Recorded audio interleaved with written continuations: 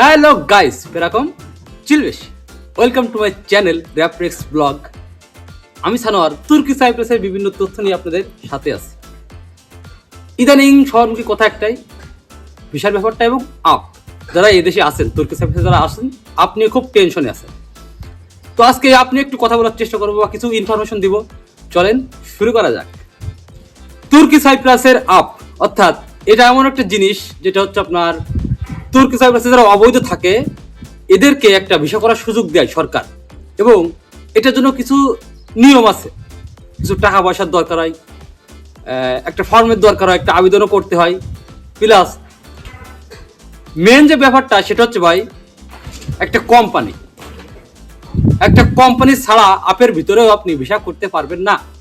তো অনেকে আমরা শুধু আপ করে ব্যস্ত হয়ে যাচ্ছি, বা বাংলাদেশে যারা এরা আপ করে ব্যস্ত হচ্ছে এই কারণে যে আপের পর হয়তো বিষয়টা খুলতে পারে। এই জন্য তো ছোট্ট করে একটা কথা বলবো, ভিডিওটা বেশি বড় করবো না। আপনারা যারা তুর্কি সাইপ্রাসে অবৈধভাবে আসেন এবং চিন্তা করতেছেন যে আমরা আপের মাধ্যমে একটা ভিসা করব বা বৈধ হব, তাদেরকে প্রথমত একটা কাজ করতে হবে ভাই, সেটা হচ্ছে আপনাকে একটা কোম্পানির ব্যবস্থা করতে হবে। কারণ যে কোনো একটা ভালো কোম্পানি ছাড়া আপনারা আপের ভিতরেও ভিসাটা করতে পারবেন না। কারণ উইদাউট এনি কোম্পানি আপেও ভিসা লাগানো সম্ভব হয় না। সুতরাং আপ কবে দিক বা না দিক এটা কোনো ব্যাপার না, আপনার প্রথম কাজই হচ্ছে একটা ভালো কোম্পানির ব্যবস্থা করা, এবং সেই কোম্পানির সাথে এইভাবে কন্ট্যাক্ট করা বা কথাবার্তা বলা যে বস, আমারে আপের ভিতরে ভিসা দেওয়া হবে কিনা, আপনি আমার ভিসাটা করে দেবেন কিনা।